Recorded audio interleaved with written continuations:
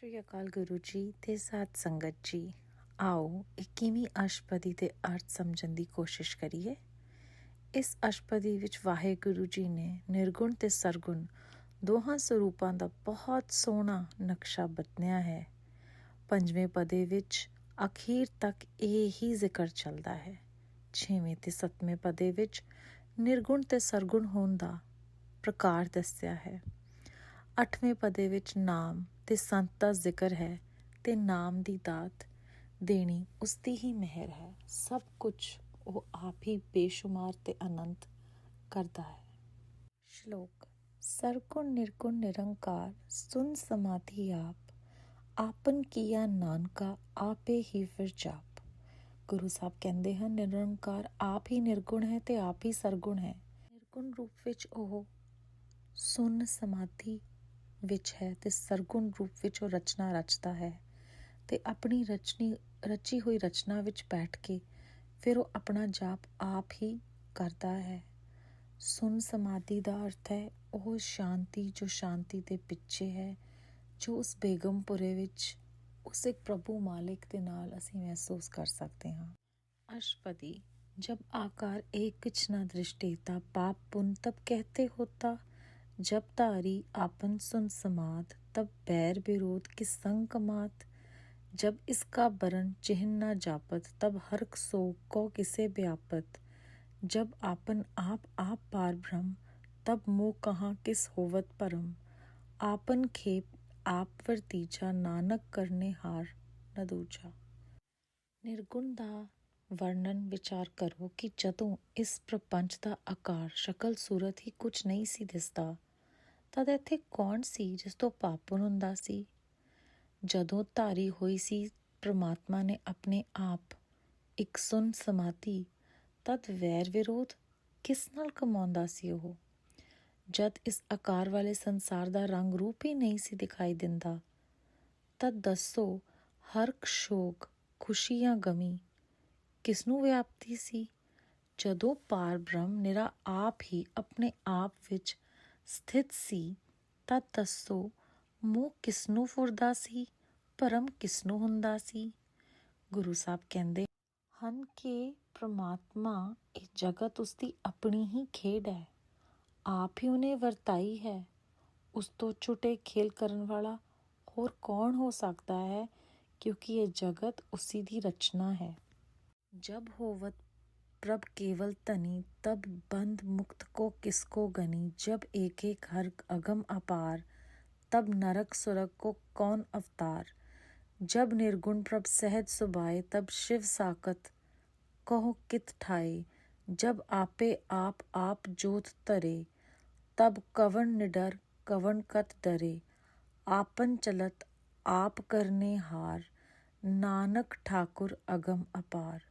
ਗੁਰੂ ਸਾਹਿਬ ਕਹਿੰਦੇ ਹਨ ਦੱਸੋ ਜਦੋਂ ਮਾਲਿਕ ਪ੍ਰਭੂ ਨਿਰਾ ਆਪ ਹੀ ਆਪ ਹੁੰਦਾ ਹੈ, ਤਦੋਂ ਉਹ ਕਿਸ 'ਚ ਬੱਝਿਆ ਤੇ ਕਿਸ 'ਚ ਛੁੱਟਿਆ ਹੈ।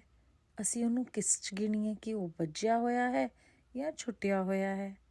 ਜਦ ਅਗਮ ਤੇ ਅਪਾਰ ਹਰੀ ਇੱਕ ਆਪ ਹੀ ਹੋਵੇ, ਦੱਸੋ ਤਦ ਨਰਕਾਂ ਸੁਰਗਾਂ ਵਿੱਚ ਕੌਣ ਜਾਂਦਾ ਸਮਝਿਆ ਜਾਵੇ।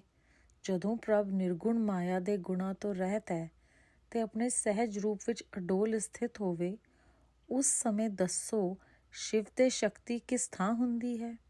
ਜਦੋਂ ਪ੍ਰਭ ਆਪਣੇ ਆਪ ਵਿੱਚ ਹੀ ਆਪਣੀ ਜੋਤ ਪ੍ਰਕਾਸ਼ ਰਿਹਾ ਹੋਵੇ, ਉਦੋਂ ਦੱਸੋ ਕੌਣ ਡਰ ਤੋਂ ਰਹਿਤ ਤੇ ਕੌਣ ਕਿਸੇ ਤੋਂ ਡਰਦਾ ਹੈ। ਗੁਰੂ ਸਾਹਿਬ ਕਹਿੰਦੇ ਹਨ ਠਾਕੁਰ ਗਮਤਾ ਤੋਂ ਪਰੇ ਹੈ ਤੇ ਪਾਰ ਤੋਂ ਰਹਿਤ ਹੈ, ਬੇਹੱਦ ਹੈ। ਉਹ ਆਪਣੇ ਕੌਤਕ ਖੇਲ ਆਪ ਹੀ ਕਰਨ ਵਾਲਾ ਹੈ। अविनाशी सुख आपन आसन तय जन्म मरण को कहाँ बिनासन, जब पूरन करता प्रभ सोए तब जम की त्रास कहो किस होए, जब अवगत अगोचर प्रभ एका तब चित्रगुप्त किसे पूछत लेखा, जब नाथ निरंजन अगोचर अगाते तब कौन छुटे कौन बंधन बांधे, आपन आप ही अचरजा नानक आपन रूप आप ही उपरजा। ਜਿੱਥੇ ਨਾਸ਼ ਤੋਂ ਰਹਿਤ ਪ੍ਰਭੂ ਆਪਣੇ ਸੁਖ ਸਰੂਪ ਵਿੱਚ ਸਥਿਤ ਸੀ, ਦੱਸੋ ਉੱਥੇ ਜੰਮਣ ਮਰਨ ਤੇ ਵਿਨਾਸ਼ ਹੋਣਾ ਕਿਸ ਦਾ ਹੋ ਸਕਦਾ ਸੀ। ਜਦੋਂ ਇੱਕ ਉਹ ਕਰਤਾਰ ਪ੍ਰਭ ਹੀ ਪਰਿਪੂਰਨ ਸੀ। ਤਦੋਂ ਦੱਸੋ ਕਿ ਜਮ ਦਾ ਡਰ ਕਿਸਨੂੰ ਹੁੰਦਾ ਸੀ। ਜਦੋਂ ਇੱਕ ਅਭਿਗਤ ਤੇ ਅਗੋਚਰ ਪ੍ਰਭ ਆਪ ਹੀ ਆਪ ਸੀ, ਤਦ ਚਿਤਰਗੁਪਤ ਲੇਖਾ ਕਿਸਨੂੰ ਪੁੱਛਦੇ ਸਨ। ਜਦ ਮਾਇਆ ਤੋਂ ਰਹਿਤ ਇੰਦਰੀਆਂ, ਅਤੀਤ, ਮਨ, ਬਾਣੀ ਤੋਂ ਪਰੇ ਪ੍ਰਭ ਆਪ ਹੀ ਆਪ ਸੀ, ਤਦ ਕੌਣ ਛੁੱਟੇ ਹੋਏ ਹੁੰਦੇ ਸਨ ਤੇ ਕੌਣ ਬੰਧਨ ਵਿੱਚ ਬੱਝੇ ਹੁੰਦੇ ਸਨ। ਉਹ ਉਦੋਂ ਆਪਣੇ ਅਸਚਰਜ ਰੂਪ ਵਿੱਚ ਆਪਣੇ ਆਪ ਵਿੱਚ ਹੀ ਸਥਿਤ ਸੀ। ਸੱਚੇ ਪਾਤਸ਼ਾਹ ਜੀ ਨੇ ਫਿਰ ਆਪਣੇ ਆਪ ਨੂੰ ਸਰਗਨ ਰੂਪ ਵਿੱਚ ਆਪ ਹੀ ਉਤਪਤ ਕੀਤਾ। ਜਹ ਨਿਰਮਲ ਪੁਰਖ ਪੁਰਖ ਪਤ ਹੋਤਾ, ਤਹ ਬਿਨ ਮੈਲ ਕਹੂੰ ਕਿਆ ਧੋਤਾ। ਜੈ ਨਿਰੰਜਨ ਨਿਰੰਕਾਰ ਨਿਰਬਾਨ, ਤੈ ਕੌਣ ਕੋ ਮਾਨ ਕੌਣ ਅਭਿਮਾਨ। ਜੈ ਸਰੂਪ ਕੇਵਲ ਜਗਦੀਸ਼, ਤੈ ਛਲ ਛਿद्र लगत कौ कीस।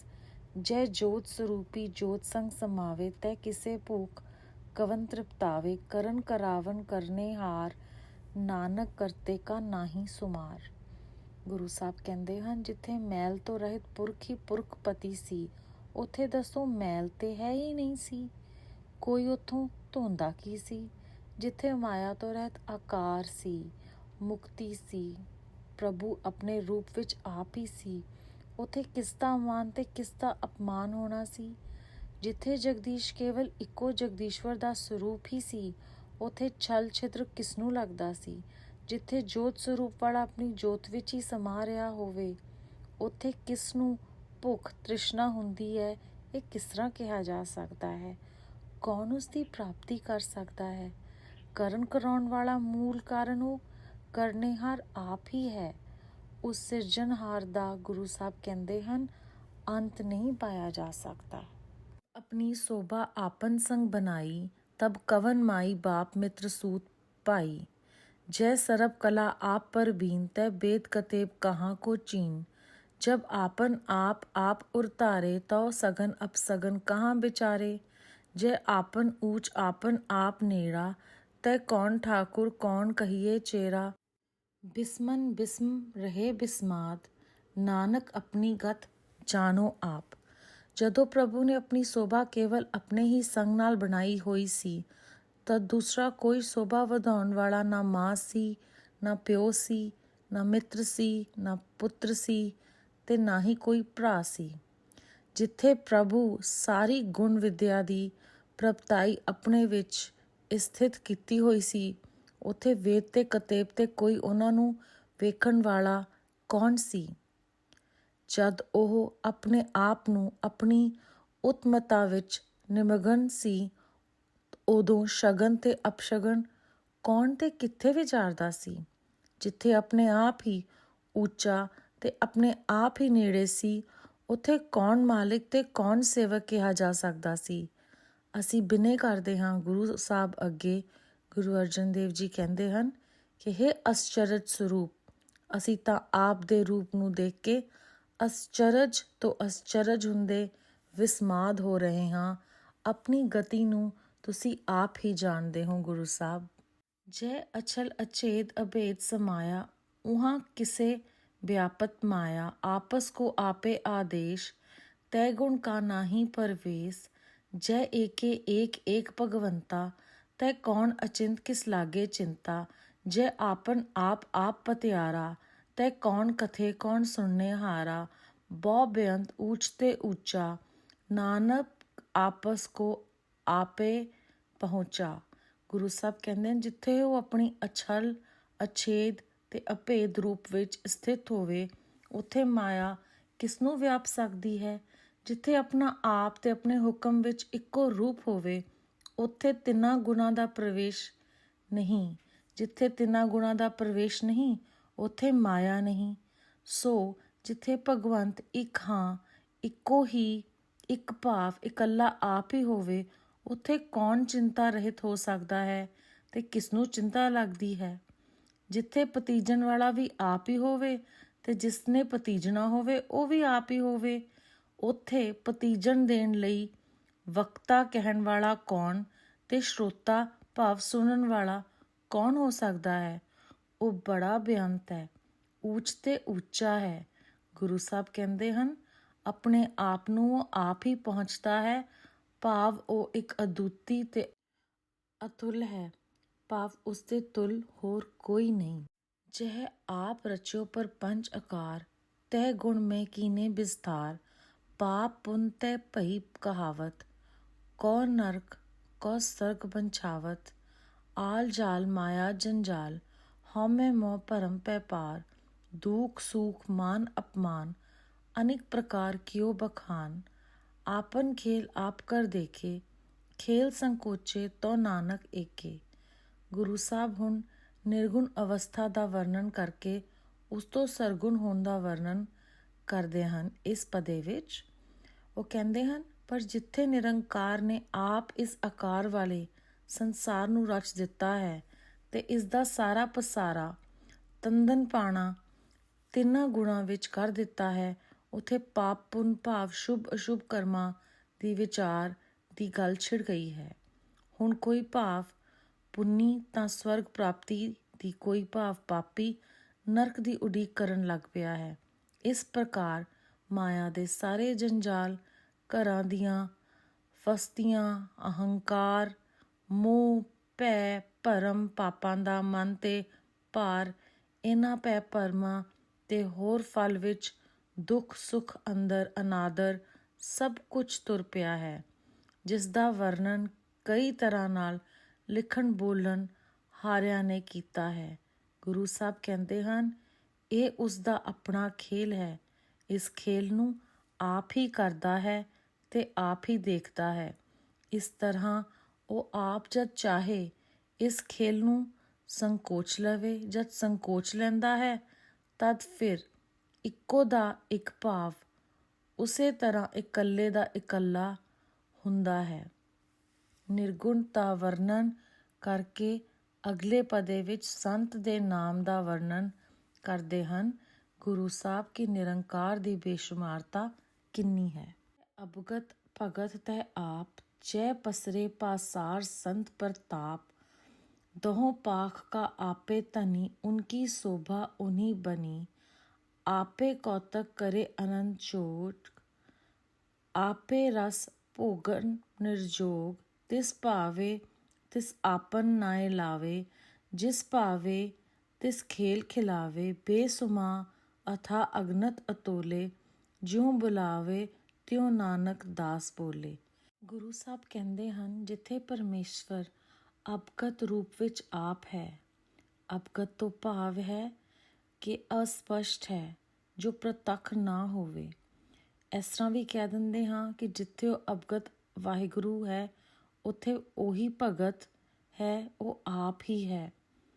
ਤਿੱਥੇ ਉਸਦਾ ਭਗਤ ਉਸਦੇ ਰੂਪ ਵਿੱਚ ਜਿੱਥੇ ਪਸਰਦਾ ਹੈ ਪਸਾਰਾ, ਉੱਥੇ ਸੰਤਾਂ ਦੇ ਪ੍ਰਤਾਪ ਲਈ ਹੀ ਹੁੰਦਾ ਹੈ। ਦੋਹਾਂ ਪੱਖਾਂ ਦਾ ਆਪ ਹੀ ਸਵਾਮੀ ਹੈ, ਉਹਨਾਂ ਦੀ ਸੋਭਾ ਉਹਨਾਂ ਨੂੰ ਹੀ ਬਣਦੀ ਹੈ। ਇਹ ਲੀਲਾ ਪ੍ਰਮਾਤਮਾ ਆਪ ਹੀ ਕਰਦਾ ਹੈ। ਕਿਉਂ ਕਰਦਾ ਹੈ?